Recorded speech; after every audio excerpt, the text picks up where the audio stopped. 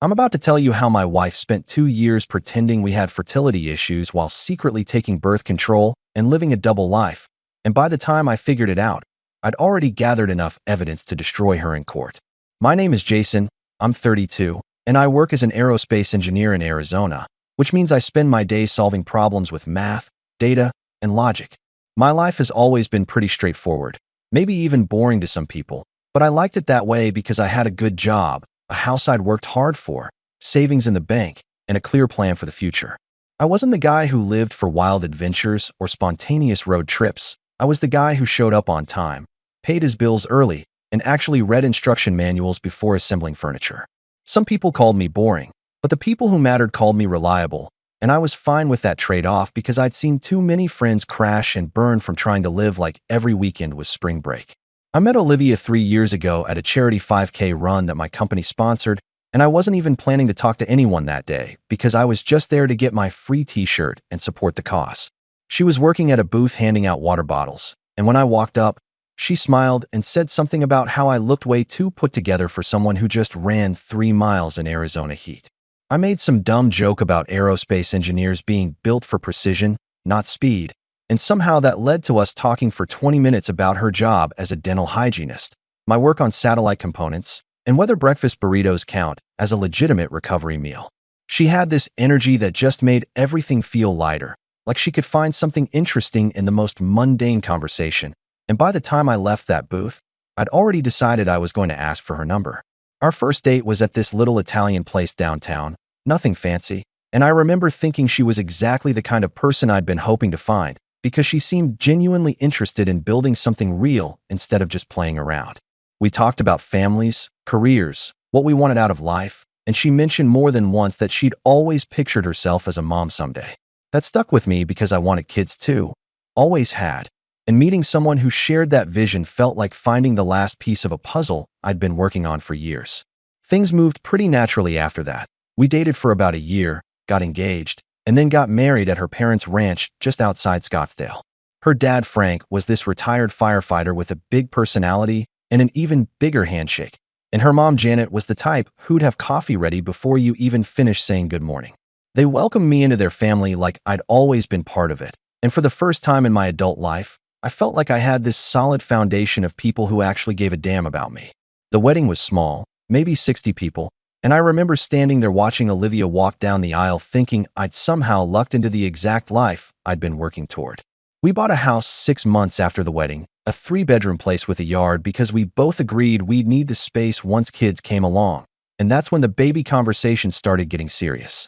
Olivia brought it up constantly, like she'd see a stroller at Target and suddenly we'd be talking about cribs and pediatricians, and I loved that she was so excited because it meant we were on the same page about our future. We started trying about 4 months after we moved in, and at first, it felt like this fun secret we were sharing, but then month after month kept passing with nothing happening. She started tracking her cycle obsessively, using apps and ovulation tests, and I could see her getting more stressed every time her period showed up. I tried to stay supportive, telling her these things take time and we shouldn't worry yet, but she'd just shake her head and say she had this feeling something was wrong. Around the 6-month mark, I suggested we both go see a doctor just to make sure everything was working right, and that's when things got weird. Every time I brought up scheduling appointments, she'd have a reason why we should wait, like she'd say it was too expensive even though our insurance covered it, or she'd claim her schedule at the dental office was too crazy, or she'd insist we should try for a full year first because that's what some articles said. I didn't push too hard because I didn't want to add pressure to what was already becoming a stressful situation, but looking back, I should have noticed how she'd get almost defensive whenever I mentioned doctors. The really strange part was how she'd cycle between being devastated about not getting pregnant and then making these little comments that felt off. Like one time after a negative test, she looked at me and said maybe I should get checked out because her mom had 3 kids with no problems. It was subtle enough that I brushed it off as frustration talking, but it planted this tiny seed of doubt in my mind that I couldn't quite shake. We kept trying for another year, and the whole time she maintained this performance of someone desperate to be a mom, crying over pregnancy announcements from friends, talking about baby names, even buying little outfits she'd hide in the closet for when it finally happened. I believed every bit of it, because why wouldn't I? This was my wife, the person I'd chosen to build a life with, and the idea that she might be lying about something this fundamental never even crossed my mind. But then one night, everything changed because of a phone call I wasn't supposed to hear. I'd gotten home from work earlier than usual, around 5 instead of 6, and I heard her voice coming from our bedroom upstairs. The door was mostly closed but not latched, and I was about to call out to let her know I was home when I caught part of what she was saying. She was talking to someone, her voice low and careful, and I heard her say these exact words. "He still has no idea. If he'd gotten tested, everything would have blown up." I stood there in the hallway, frozen, trying to process what I'd just heard. She kept talking, something about keeping things separate and being careful, and then she laughed this light, almost carefree laugh that made my stomach drop. I backed away slowly, went back downstairs, and deliberately made noise opening and closing the front door like I'd just arrived. By the time she came down, her face was perfectly normal. She kissed me hello and asked about my day like nothing had happened. I played along, going through the motions of our evening routine, but my mind was spinning because that one sentence kept replaying over and over. If he'd gotten tested, everything would have blown up. That night after I heard the phone call, I barely slept because my brain kept running through every possible explanation for what she'd said, and none of them were good. I'm an engineer, which means when something doesn't add up, I can't just ignore it and hope it resolves itself. I need data. I need to understand the system. And right then the system was my marriage, and it clearly had a malfunction I hadn't detected. The next morning, I went to work like normal, sat at my desk staring at CAD models I was supposed to be reviewing, and instead found myself Googling fertility clinics in Phoenix that took walk-ins. I picked one about 40 minutes from our house, far enough that I wouldn't accidentally run into anyone we knew, and I called during my lunch break to schedule an appointment. The receptionist asked if my wife would be coming too, and I said no, just me for now, which felt like the first actively deceptive thing I'd done in our entire marriage. The appointment was set for that Friday, and I told Olivia I had an off-site meeting with a contractor, which wasn't even a particularly creative lie, but she didn't question it.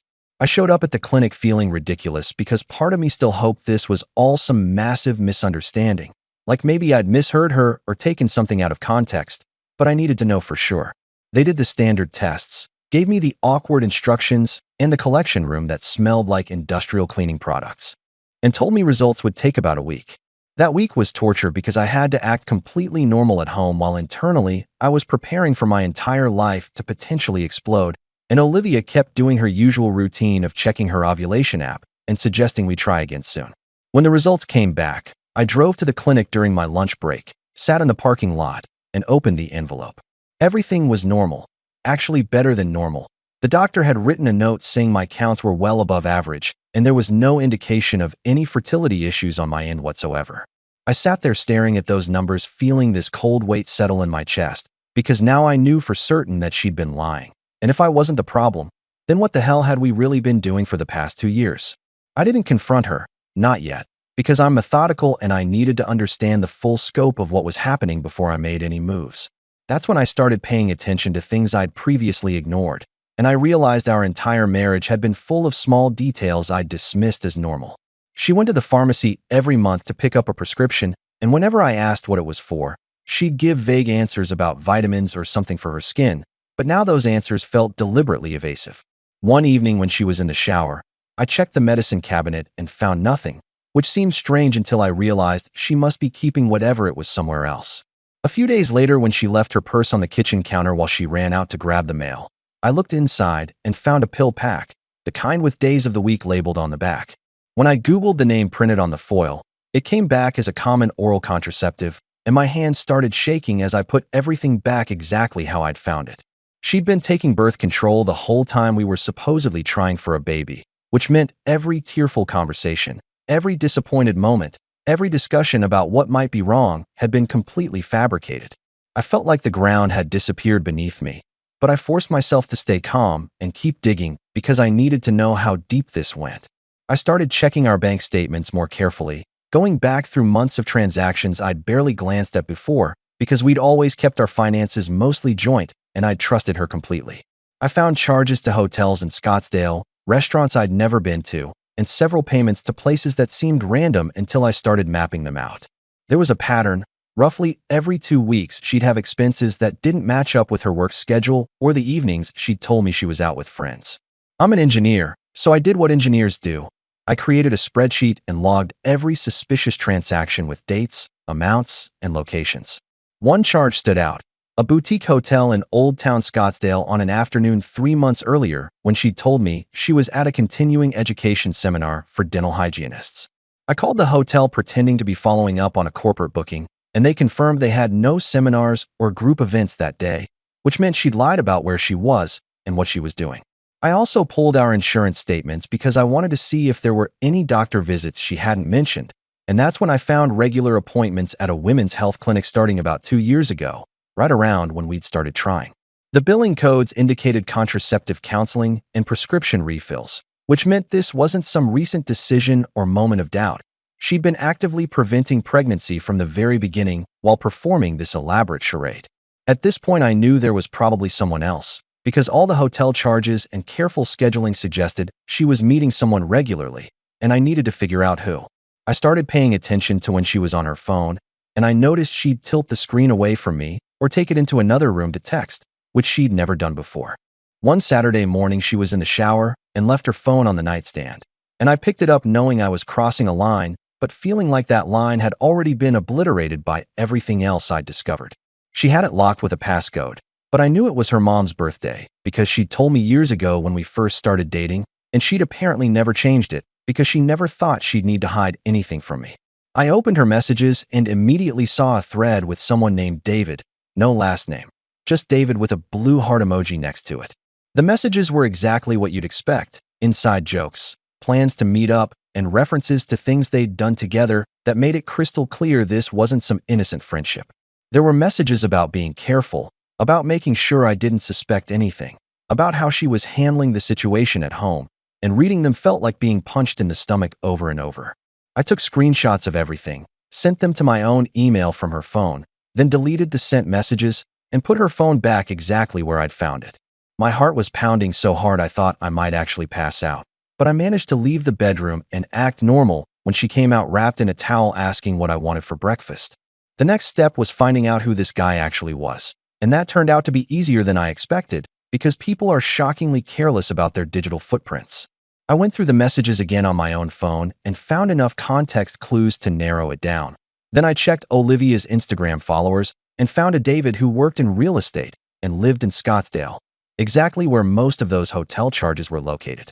He had the kind of profile that screamed midlife crisis, lots of gym selfies and photos at expensive restaurants, and in a few of them I could see Olivia in the background, carefully cropped, but definitely there.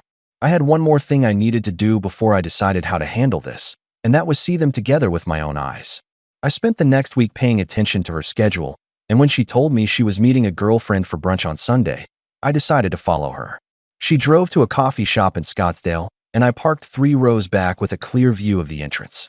About 10 minutes later, David showed up in a BMW that probably cost more than my annual salary, and they sat outside on the patio having coffee and laughing like any normal couple would. I took photos on my phone, nothing fancy, just clear shots of them together, and then I watched as they got up, walked to their cars, and drove separately to the same hotel I'd seen charged on our credit card. I didn't follow them inside because I didn't need to see that part. I already knew what was happening, and honestly, I'd seen enough to make me physically sick. I sat in my car for about 20 minutes just staring at the hotel entrance, trying to process the fact that my entire marriage had been a lie, and then I drove to a lawyer's office. I'd done my research during the week and found someone who specialized in divorce cases, a woman named Rebecca who had excellent reviews and seemed to handle things discreetly. I'd called ahead, and she'd agreed to see me that afternoon, which felt like the universe finally giving me something that worked in my favor. I brought my folder of evidence, the fertility test results showing I was fine, the pharmacy records I'd pulled from our insurance, the bank statements with hotel charges, the screenshots of messages with David, and the photos I'd just taken that morning, and I laid it all out on her desk. Rebecca looked through everything carefully, made notes, asked clarifying questions, and then looked up at me with this expression that was equal parts sympathy and professional focus. She told me that what Olivia had done could potentially be considered fraud in the inducement, especially since I could prove she'd married me under false pretenses about wanting children, and the evidence of the affair combined with the financial deception and the deliberate use of contraception while claiming fertility issues would work heavily in my favor. We discussed strategy, timelines, and what I could expect from the process, and Rebecca explained that Arizona is a no-fault divorce state, but that fraud and financial misconduct could still impact asset division and spousal support. By the end of that meeting, I had a clear plan forward, and for the first time in weeks, I felt like I had some control over my situation. Rebecca said she'd start preparing the paperwork immediately and that we'd serve Olivia at her workplace in about 2 weeks, which would prevent her from having advance warning or time to hide assets or coordinate a response. I left that office feeling something I hadn't felt since I'd heard that phone call, a sense of purpose, because now I wasn't just the guy being lied to and cheated on.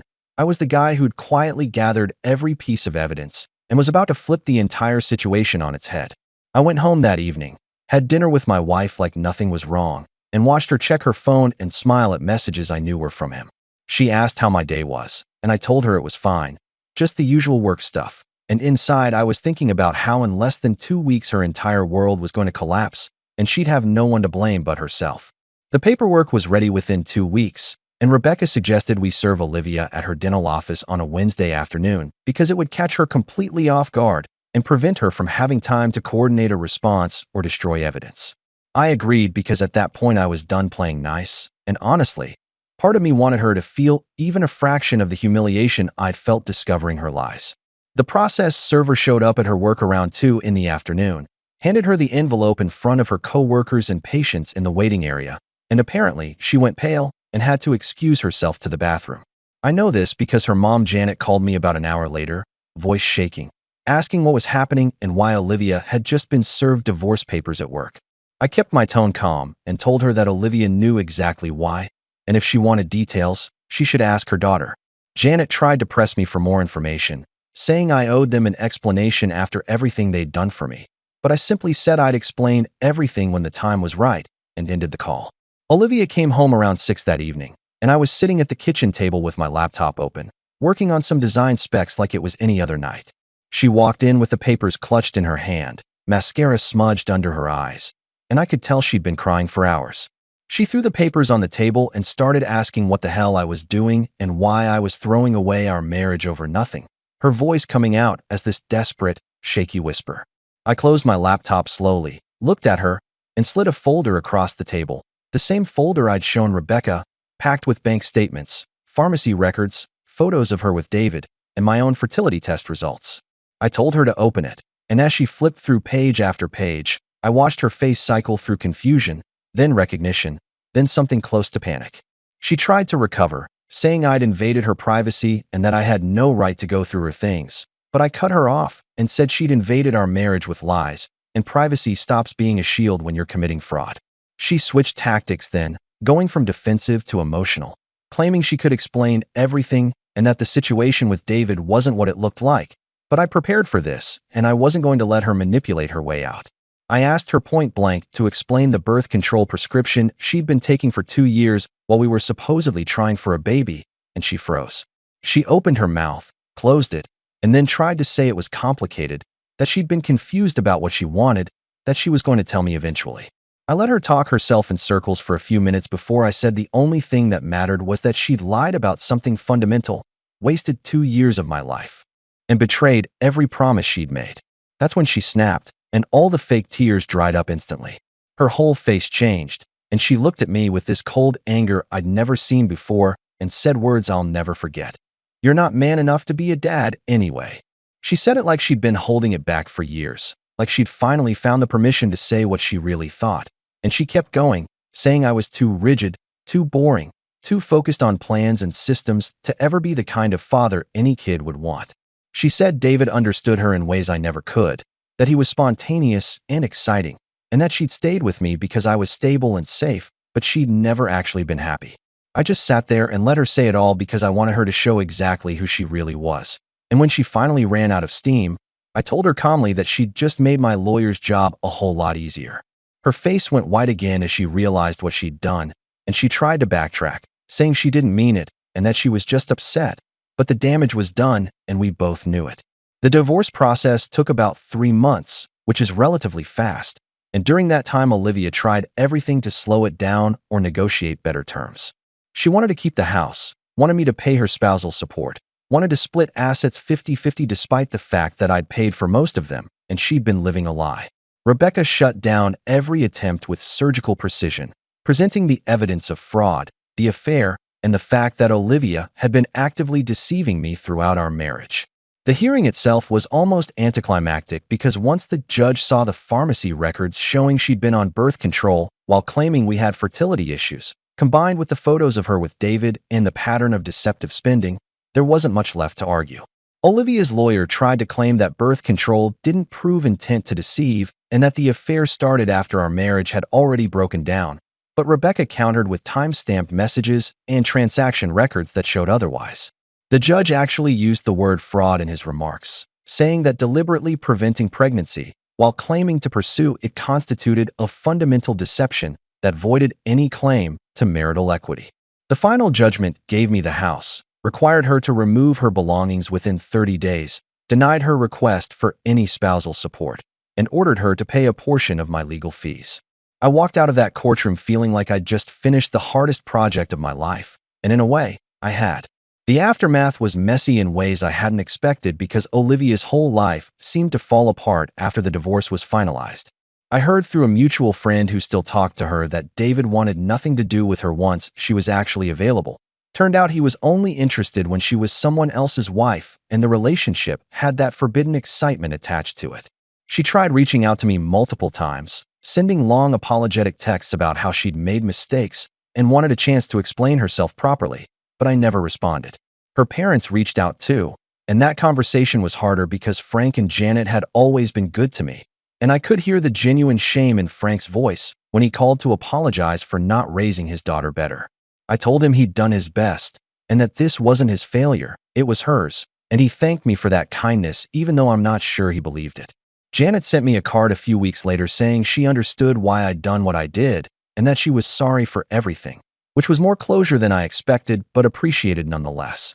About 6 months after everything was finalized, I was grabbing coffee before work when I saw Olivia across the shop with some guy I didn't recognize, and she looked tired in a way that had nothing to do with lack of sleep. She saw me too, and for a second, our eyes met, and I could see she wanted to come over and say something, but I just grabbed my coffee and left because there was nothing left to say. My life now is quieter than it was. I've got the house to myself. I've been putting more time into work and hobbies I'd neglected, and I'm genuinely okay with where things are. Some people ask if I'm dating again or if I'm ready to try for that family I'd always wanted, and honestly, I don't know yet. What I do know is that I'm not going to compromise on honesty or settle for someone who sees me as a safety net instead of a partner. She said I wasn't man enough to be a dad, and maybe in her twisted logic she believed that. But I was man enough to see through the deception, gather the evidence, walk away with my dignity intact, and protect the future I still want to build. That's the kind of strength that actually matters, and it's the kind I'll teach my kids someday when I'm ready to have them with someone who actually deserves that future. What do you think about this story? Let me know in the comments, drop a like, and don't forget to subscribe for more real-life stories.